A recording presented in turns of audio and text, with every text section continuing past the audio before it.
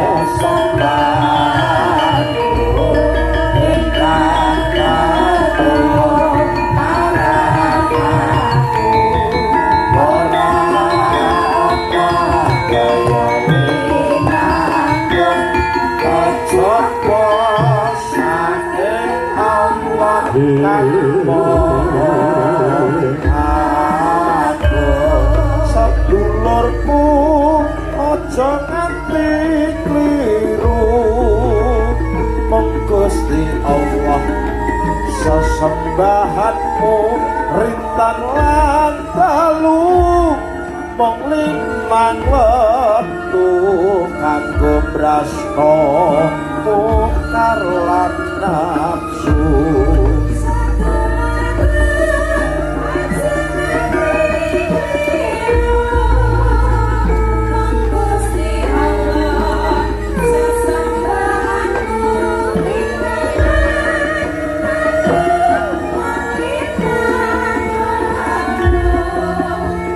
Alhamdulillah la kaula wala quwata illa billah. Lho, apa Pak?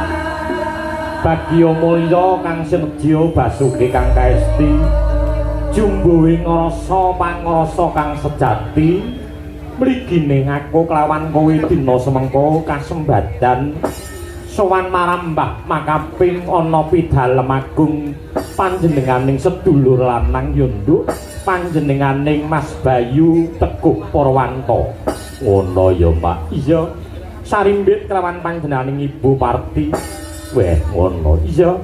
Kang Sembodo netepi marang darmaning sepuh yunduk. Ngono.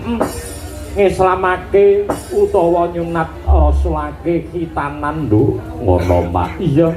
Hernawa Supit kena diarani titi kalungguhan iki marang Sang Abagus Krisna Dani Teguh Juniarta. Wah, ngono Pak. Iya.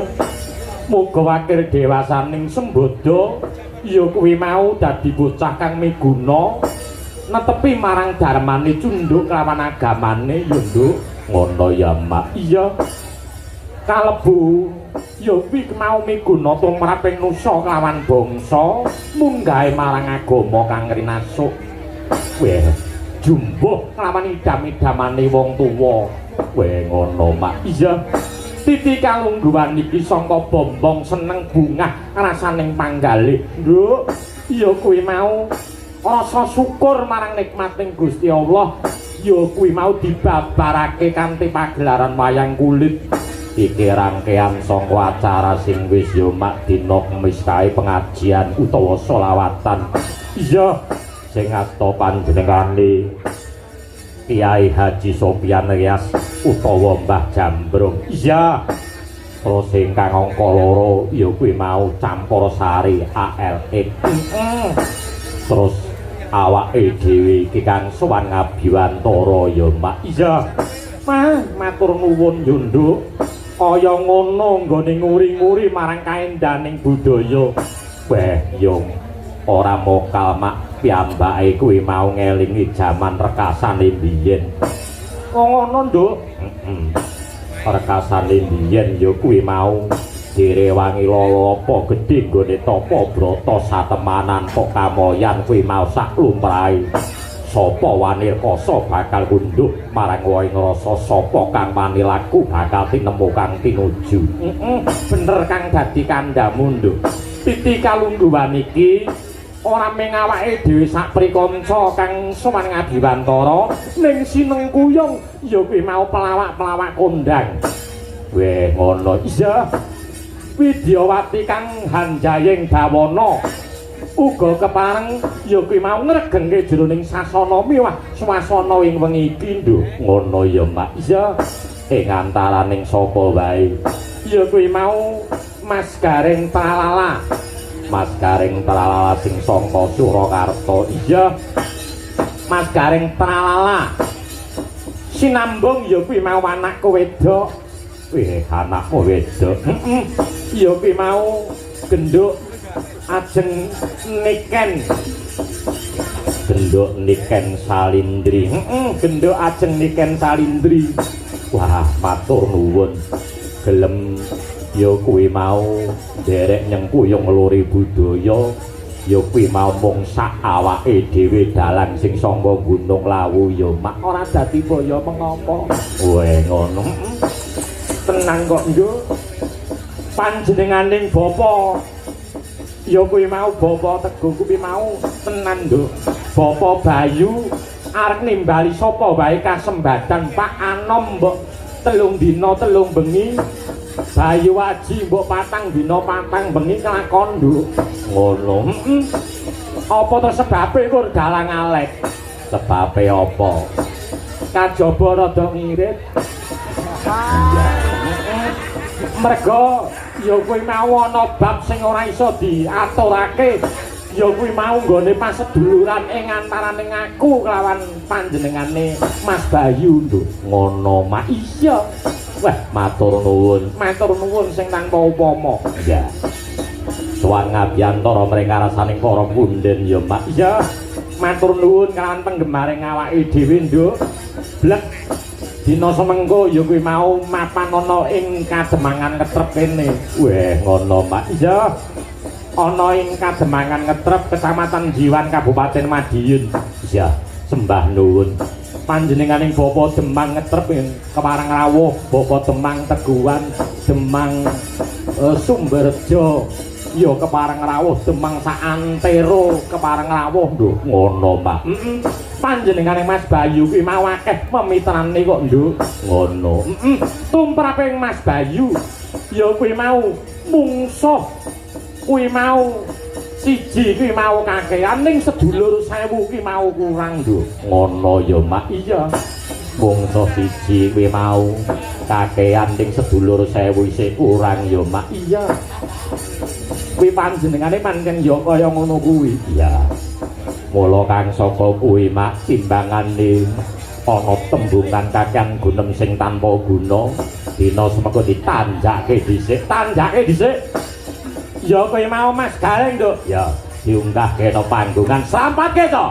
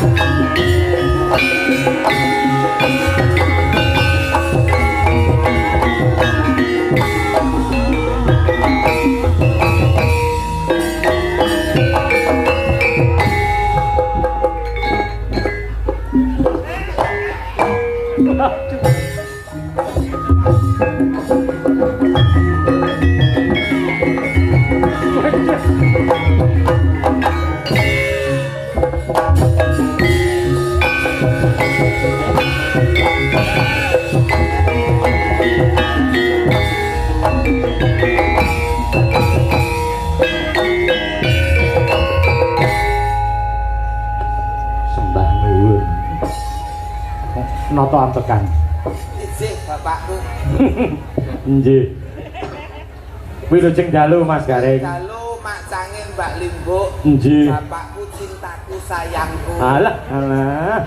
Alhamdulillah. Alhamdulillah panggih malih. Dipertemukan kembali. Dipertemukan kembali. Panggih malih. Nggih. Dalu niki langkung seger, langkung gayeng. Nggih. Penonton melimpah ruah Nggih. biasa. Luar biasa.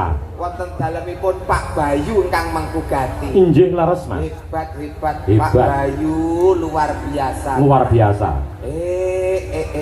Gawe pangeram-eram Pak Bayu wonten jiwan mriki. Lah nggih to. Nggih to. Penonton kok kaya ngene akeh. Nggih. Jan mongko hiburane pun kawit 3 dina wingi kabare Pak. Nggih. Duwe gawe nganti 3 dina. Kepara malah 4 dina ya Mas. Jumat wingi nggih. Nggih. Iki wong apa to Pak Bayu iki kok sugih. Anjir. Buat-buate nggone luri budaya kok Mas. Netake putrane utawi ngitanke. Nggih. Petang dina duwe gawe. Nggih. Hiburane ya petang dina berturut-turut. Berturut-turut siang malam. Iki wong apa Pak Bayu? Sugih tenan ngene iki. Ya Allah, kok iso persis kaya kula netake anak kula niku hiburane nggih petang dina, Pak. Tenane? Nggih. Weh, ning sunes wayangan. lah napa niku Mas? Wong main ceki, Pak. Walah, alah. Golek cuk-cuke dilumpukke akhire nanggap wayang. Luar biasa. Weh, cara jiwan mriki pun boten wonten kok Mas. Boten wonten wong. Boten wonten. Klebu larangan agama, Nggih. larangane apa marentah. Nggih. Kuriyen ngen kula dhewe kok Pak luar biasa. Mriki piyai agamis. Cek. Agamis nggih, budaya nggih. Lire agamane ya kuat, ning budaya tradisi ya tetep tumbuh kembang wonten mriki. Tegese masyarakat yang hebat, nengenke budayane lan uga nengenke agamane. Tepuk tangan kangge warga masyarakat semuanya. Hebat. Penonton kok kaya ngene kae. Mergo ya siji ana Mbak Niken Salindri. Nggih. Wong angka loro dalange dalang kondang Ki Alex Sabdo Utomo. Wah, luar biasa. Luar biasa. Nggih, penonton kaya ngene oke iki ndadekke semangat sing nyambut gawe, Pak. Nggih, Mas, leres. Tenan, penonton kuwebak bleng ngeten iki umpama kula dalange wayangan kula barke sesuk jam 11 awan ngeten. Saking semangate. Semangat Nggih.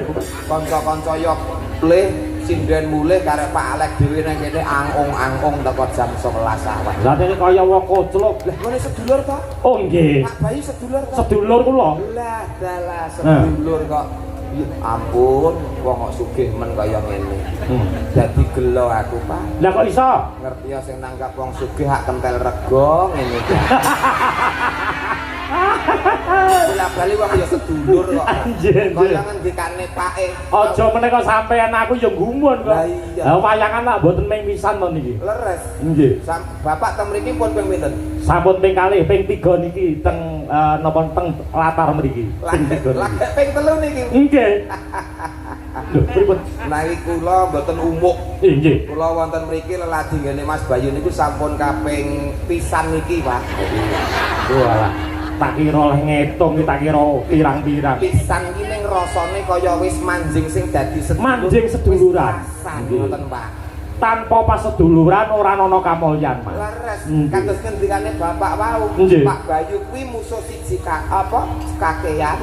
Nggih. Ning nek sedulur 10.000 sih kurang. Sing kurang, nggih. Kula digelarke tata cara kitanan nanggap wayang betek-betek mau golek sedulur, Mas Bayu. Kula niku nggih ngoten, Pak. Rene ya gur golek sedulur. Tenane? Duit ngomah wis kintalan, Pak.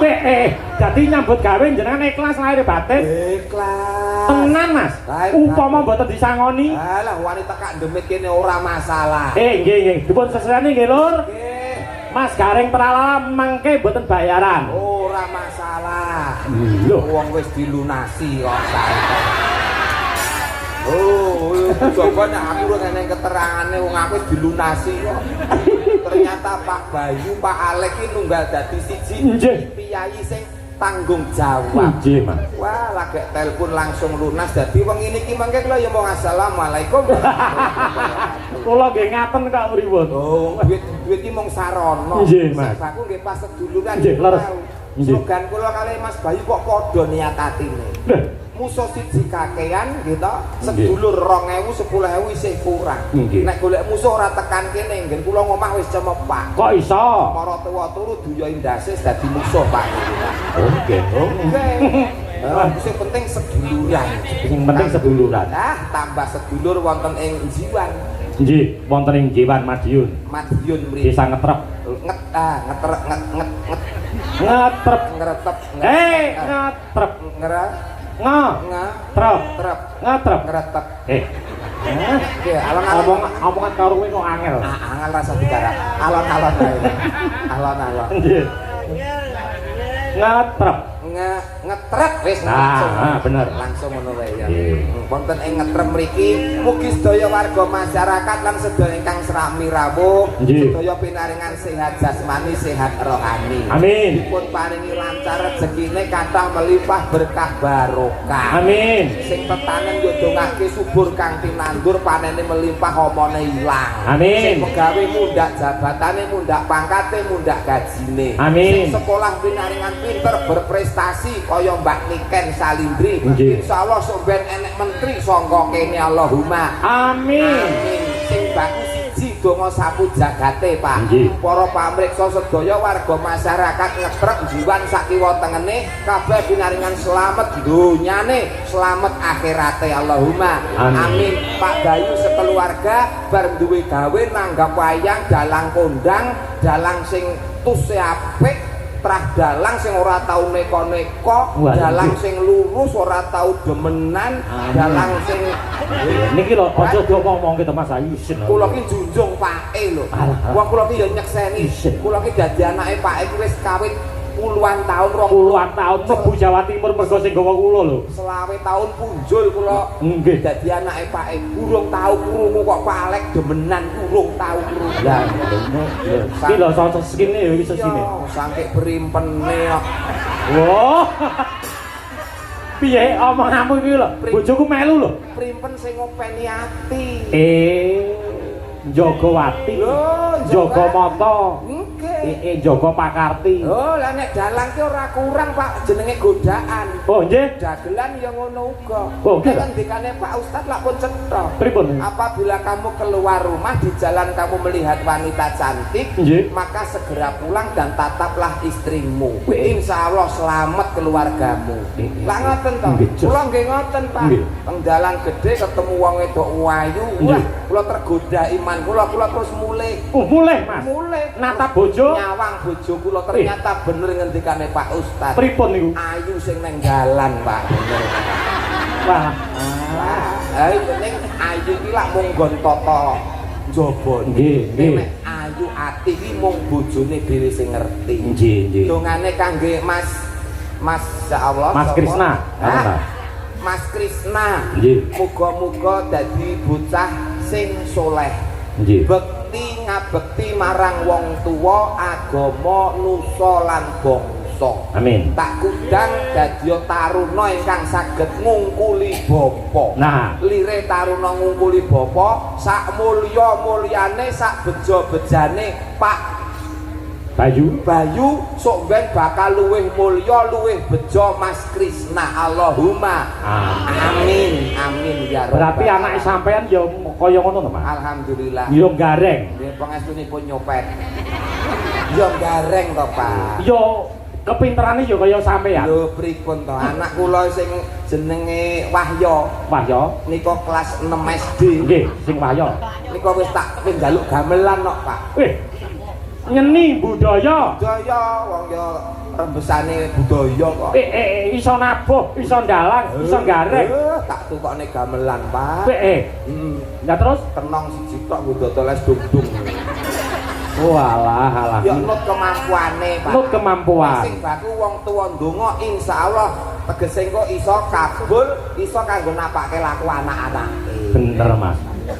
Mbah, yen to paring dawuh Mas Gareng ki jan kaya ustad tenan. Kula ki nek ndongakne wong apik, wadene urip kula dhewe muntir, Pak.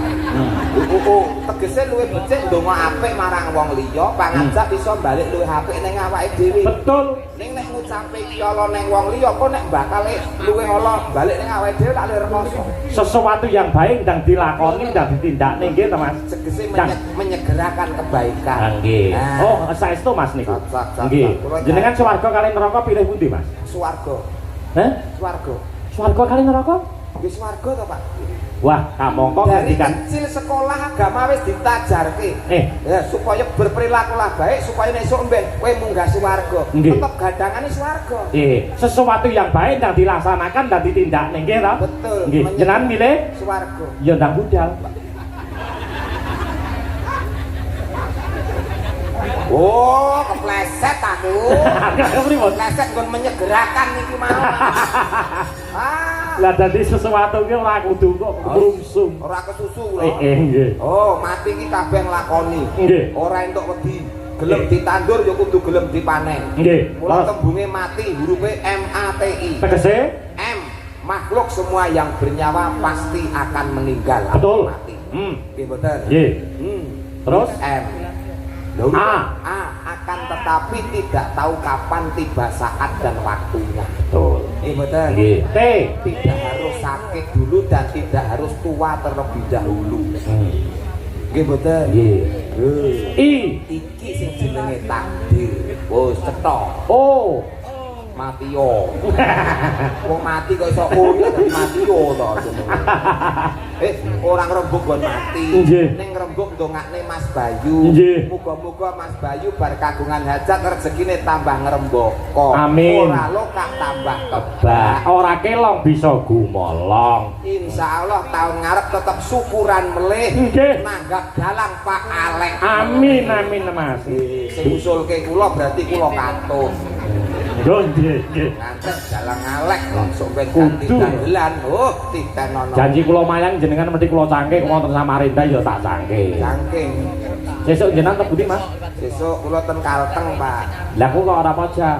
Anu kula manut wong kula sing ngajak nggih mung dagelan kok Pak. Kurane anggarane mung cukup. Ya wis sampean sesuk yo mayang dhewe. Nggih. Mas, elok ngangge banget nggih. Nggih. Penonton.